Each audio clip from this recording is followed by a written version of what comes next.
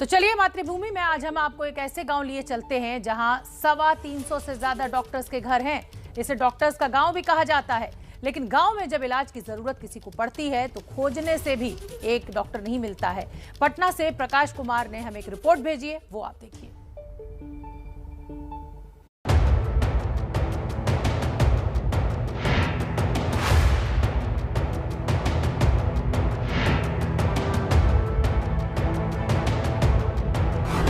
इन तस्वीरों को देखने से लग रहा होगा कि आप किसी छोटे से शहर में आ गए हैं। देखने में ये गांव तो बिल्कुल भी नहीं लगता।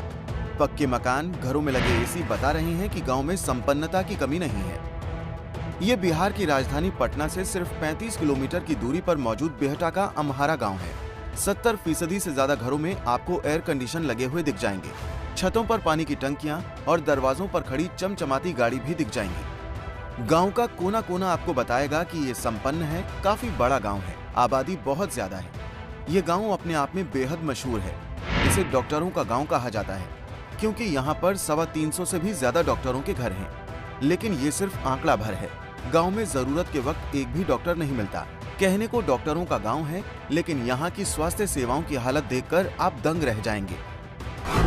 ये अम्हारा गाँव है, पंचायत है, एक ही गांव है जो पंचायत भी इतनी बड़ी आबादी है इस गांव में, और सड़क के ठीक किनारे है। कहीं दूर जाने की भी ज़रूरत नहीं है।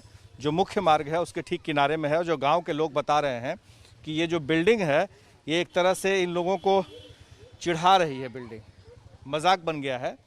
स्वास्थ्य विभाग के कारनामों का एक जीता जागता उदाहरण है कि कैसे लोगों ने अपने स्टिकर्स साट रखे हैं। सरकारी जो एक होता है विज्ञापन करने का, वो भी है। एक से एक तस्वीरें लगाई गई हैं।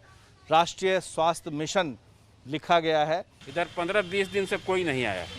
हाँ। तो अच्छा, ये बताइए कि आप लोग को कितनी तकलीफ होती है, कितनी दिक्कत होती है अगर किसी को कोई छोटा मोटा काम कराना हो? मान लिया आप लोग, तो दिक्कत यही होता है कि अगर हम लोग के गांव में अगर झोला छाप डॉक्टर नहीं रहता तो हम लोग आपके सामने खड़ा नहीं रहते, ऊपर में हम लोग नजर आते।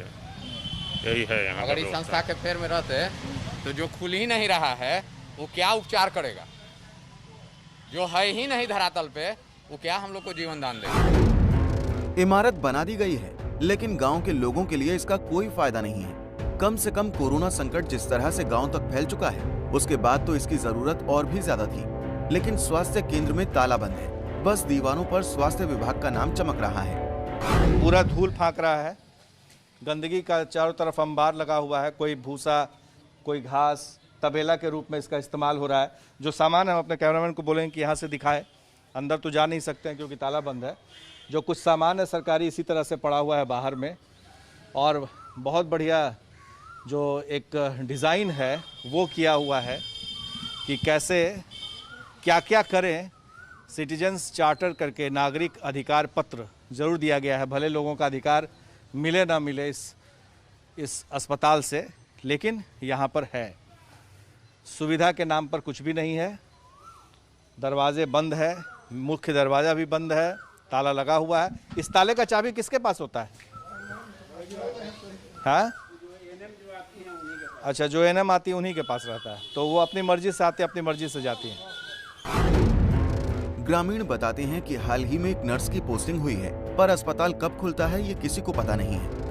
आलम यह है कि महामारी के इस दौर में भी पिछले 15-20 दिनों में एक बार भी नहीं खुला है। फरवरी से आ रहे हैं। 3-4 महीना हम काम करे हैं। 3-4 महीना? उससे हाँ। पहले? उससे पहले बंद था। बंद था, अब फिर बंद हो गया। फिर बंद हो गया। 15 दिन से नहीं आ रहे हैं मैडम। तो आपको पैसा मिलता है? हाँ, मिलता है। कौन देता है? जो बिहटा के मैडम है ना, वो 1500 देते हैं। इस बारे में जब एबीपी न्यूज ने सिविल सर्जन से पूछा तो सुनिए उन्होंने क्या जवाब दिया। हमारा सब सेंटर है। सब सेंटर में डॉक्टर की पोस्टिंग नहीं रहती है। वहाँ पर सीएचओ रहती है। एक सीएचओ की पोस्टिंग रहती है, एएनएम की पोस्टिंग रहती है। वहाँ पर 2 एएनएम पोस्टेड है, लेकिन एक को कोविड हो गया है। वो 15 दिन से कोविड से परेशान है। उसकी तबीयत बहुत ख़राब है। ये इन्फॉर्मेशन पहले आया हुआ था। और दूसरी वाली एएनएम को रूटीन इम्यूनाइजेशन करने के लिए डिफरेंट आंगनबाड़ी सेंटर्स पर जाना पड़ता है। तो जिस दिन वहाँ जाना पड़ता है तो उस दिन वहाँ सेंटर को बंद रहता है। ये हालत तब है जब कोरोना महामारी लगातार लोगों को अपनी चपेट में ले रही है। कोरोना के कारण यहाँ भी मौतें हुई हैं। लोग बीमार हुए हैं, पर गांव के सरकारी उप स्वास्थ्य केंद्र पर जांच या इलाज की कोई व्यवस्था नहीं की गई है। गांव है, गांव का आदमी जानबे करते हैं कि कुछ अनपढ़ है, और खास करके जब ये बीमारी आ गई है तो पढ़ा हुआ भी आदमी डॉक्टर के सामने वो जो कह रहा है तो उसको सुनने के लिए तैयार है। नतीजा है कि 200 रुपया का दवाई 2000 में बिक रहा है और हम लोगों को लेना पड़ा। हम लोग मजबूरी में हैं, कहाँ जाएंगे किस हॉस्पिटल में। इस हालत में 2, 4, 5 आदमी मर भी गया है। नहीं, यहाँ कोई नहीं मिल रहा है अच्छे वाला। आपको लगता है कि अगर चालू रहता तो ठीक स्थिति में होती? लोग बीमारी लोग देखते चालू का 100 दिन पर एक दिन रहे ना का ठीक चालू होना चाहिए। क्यों? इनके लोगों के माने सुविधा होगा, नजदीकी बनेगा तो अच्छा ना है। कोरोना से बचाव के लिए पूरे देश की तरह बिहार में टीकाकरण चल रहा है, लेकिन यहाँ पर गांव वालों की शिकायत है कि वैक्सीनेशन ठीक ढंग से नहीं चल रहा है। दवा दारू बढ़िया से नहीं हो रहा है। अब क्या हो रहा है? हाँ, सब कोई आ रहा है, घूम के जा रहा है। एक बेर सुई दिया या सुई दूसरे का बाकी है। सुगर के तो केने दवाई भी कुछ होई थे, वो सुई पड़ेला तो कहाँ सुई पड़ेला तो एगो पड़ेला। कभी नहीं खुलता है, कभी खुलता है तो आता है लोग तो बंद ताला लोग। हम लोग घूम घूम के चल जाते हैं। उप स्वास्थ्य केंद्र की मुख्य इमारत को देखने से लगेगा कि रंग रोगन समय पर हुआ है, पर लोगों के इलाज की चिंता किसी को नहीं है। तबीयत खराब होने पर झोला छाप डॉक्टर या कम्युनिटी हेल्थ वर्कर ही लोगों के लिए पहला सहारा है। इस बद इंतजामी पर स्वास्थ्य विभाग की अपनी ही दलीलें हैं। जब मुझे पता चला तो मैंने प्रभारी को कह करके कहा कि वहाँ पर अगर एएनएम बीमार है तो सीएचओ को आप दूसरे जगह नहीं लगा सकते हैं, और सीएचओ किसी भी सीएचओ को दूसरी जगह नहीं लगाएंगे, उनको सब सेंटर ही में रहेंगे और मरीजों का ध्यान रखेंगे, क्योंकि वहाँ पर जो भी मरीज आते हैं उनकी परेशानी एएनएम और सीएचओ दूर कर सकते हैं। ज़रूरत होने पर हायर सेंटर रेफ़र करेंगे। 4th ग्रेड की हर जगह दिक्कत है, उसके लिए विभाग से मैं बात करूंगी कि ये सब सेंटर में 4th ग्रेड को दिया जाए, जो कि ये सब चीज़ों जो परेशानी है ग्रामीणों को उसको दूर करेंगे। लेकिन मुश्किल सिर्फ यही नहीं है। जिस कैंपस में उप स्वास्थ्य केंद्र है वो काफी बड़ा है, करीब 1.5 बीघा जमीन पर यह बना हुआ है। इसके अंदर आवासीय भवन भी है। 2 दशक पहले तक यहाँ डॉक्टर नर्स रहते थे, पर आज इमारतें जर्जर हो चुकी हैं। स्वास्थ्य विभाग से जाके कहबो किए कि चाहे तो कुछ न कुछ यूज के लिए दीजिए, तो इससे आपको अथी नहीं है। आप ग्राम कचहरी के जो अथी है सो वहाँ हमने ग्रामों कचहरी चलाने के लिए और कुछ जो भवन न बना था उस समय हम टच किए थे, तो कहूँ कि यहाँ कुछ नहीं होगा, आना कुछ अथी जैसे है वो रहने दीजिए। हमने जो दूसरा जो अथी हो रहा है कचरा जो धीरे धीरे गिर जाएगा, तो इससे का अथी है, तो इससे आपको का अथी है, छोड़ दिए। अच्छा, तो ये किसका सामान सब है? ये लोग का है अपना। अच्छा, कब्जा है ये सब देखिए रहे सामने।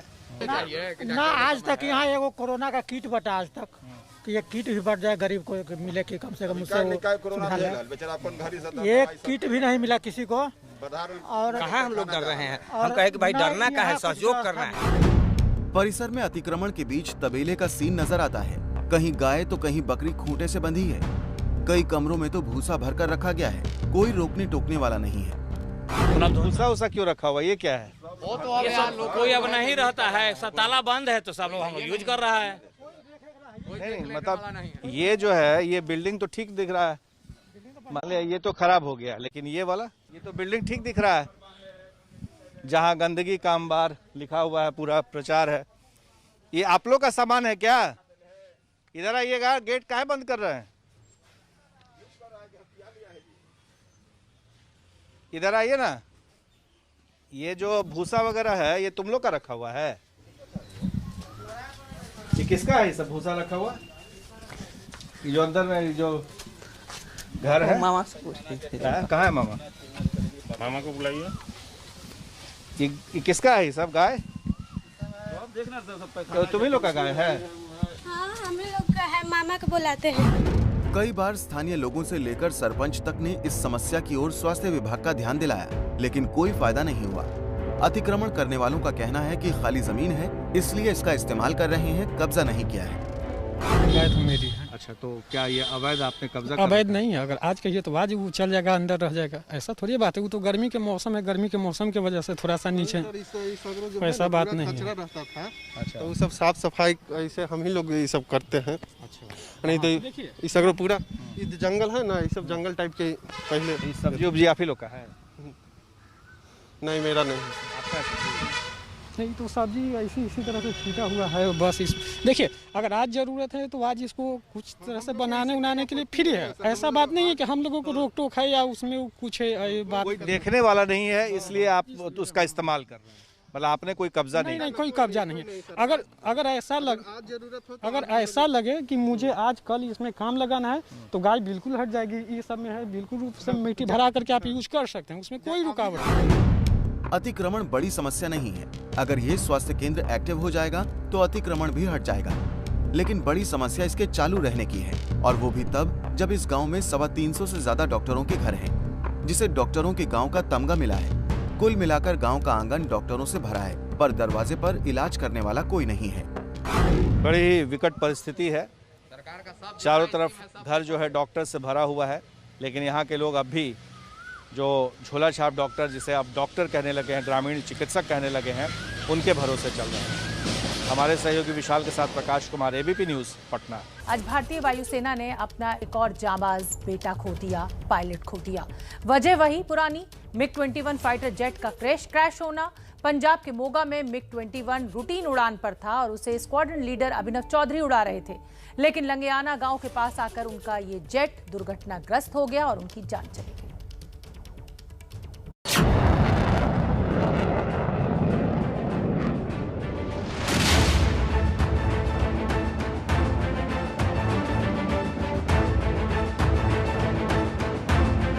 ये उसे MiG-21 फाइटर जेट का मलबा है जिसे स्क्वाड्रन लीडर अभिनव चौधरी उड़ा रहे थे। मोगा के लंगियाना गांव में घरों से करीब 500 मीटर दूर ये जेट गिरा। स्क्वाड्रन लीडर अभिनव चौधरी की जान इस हादसे में चली गई। शायद आखिरी पलों तक उन्होंने विमान को इसलिए कंट्रोल करना चाहा होगा जिससे वो घरों पर न गिर जाए। राजस्थान की सूरतगढ़ एयरबेस से पायलट अभिनव चौधरी ने इनायतपुरा के लिए उड़ान भरी थी। इनायतपुरा से वापस सूरतगढ़ लौटते हुए उनका विमान हादसे का शिकार हो गया। दुर्घटना की खबर मिलते ही बठिंडा और हलवारा एयरफोर्स स्टेशन से वायुसेना की टीमें पहुंच गईं। पुलिस ने करीब 4 घंटे के सर्च ऑपरेशन के बाद पायलट अभिनव चौधरी का शव ढूंढ निकाला। ये बड़ी दुखदाई घटना हुई है। इंडियन एयरफोर्स का MiG-21 जो फाइटर था, ये क्रैश हुआ है। पिंड लंगियाना गांव है, हमारा बागा पुराना थाना में पड़ता है। इंडियन एयरफोर्स की मेडिकल टीमें और सभी वहीं पहुंचे। उसके बाद जो वो पायलट की तलाश शुरू हुई तो तकरीबन 3 बजे अर्ली मॉर्निंग जहां विमान गिरा था उनसे 2 किलोमीटर साइड पे जो पायलट की डेड बॉडी मिली। जो एयरफोर्स की मेडिकल टीम थी उन्होंने डिक्लेयर किया कि he was dead. Squadron leader Abhinav Chaudhary के घर वालों का रो रो कर बुरा हाल है। अभिनव मूल से बागपत के रहने वाले थे, लेकिन अब उनका पूरा परिवार मेरठ के गंगानगर में रहता है। उनके पिता के मुताबिक 15 मई को ही अभिनव छुट्टी पर आने वाले थे, लेकिन कोरोना की वजह से उन्होंने आने से मना किया था। उसकी छुट्टी थी ये 15 जो गई है, लेकिन हमने मना कर दिया। तो मैंने कहा बेटा यहाँ मत आओ, तुम वहाँ सेफ हो, यहाँ बहुत बुरा हाल है मेरठ में कोरोना की वजह से। मैंने कहा तुम वहाँ छुट्टी मत आओ, वहीं रहो। तो हमने उसको मना कर दिया था। अभी 15 तारीख में छुट्टी आना था, उससे सैंक्शन हो रही थी, उसकी सब काम हो रहा है। उसका सीओ भी कह रहा था चले जा भी ना, बोला जी पापा मना कर रहे हैं आने को। दिसंबर 2019 में ही अभिनव की शादी हुई थी। पूरे मोहल्ले में इस वक्त मातम पसरा हुआ है। उनके परिवार में माता, पिता, एक छोटी बहन है। छोटे से बड़ा हमारे सामने हुआ। हमारे सामने ही राष्ट्रीय इंडियन मिलिट्री स्कूल से पास आउट हुआ। वो 6th क्लास में वो यहाँ से चला गया था। 6 से 12 तक वो राष्ट्रीय इंडियन मिलिट्री स्कूल जो देहरादून का इंडिया में सबसे रिनाउंड कॉलेज माना जाता है उसमें था। उसके बाद वहाँ से पास आउट होने के बाद उसने NDA क्लियर किया। 2014 में अभिनव ने NDA क्लियर किया और उसको एयरफोर्स मिला। इसी साल 3 MiG-21 क्रैश हो चुके हैं, जिसमें 2 पायलटों को अपनी जान गंवानी पड़ी है। एयरफोर्स ने हादसे की जांच के लिए कोर्ट ऑफ इंक्वायरी की घोषणा कर दी है। सवाल ये है कि 40 साल से भी पुराने MiG-21 को आखिर ग्राउंडेड क्यों नहीं किया जा रहा है। आखिर कब तक देश के अनमोल पायलट मिग 21 की वजह से अपनी जान गंवाते रहेंगे?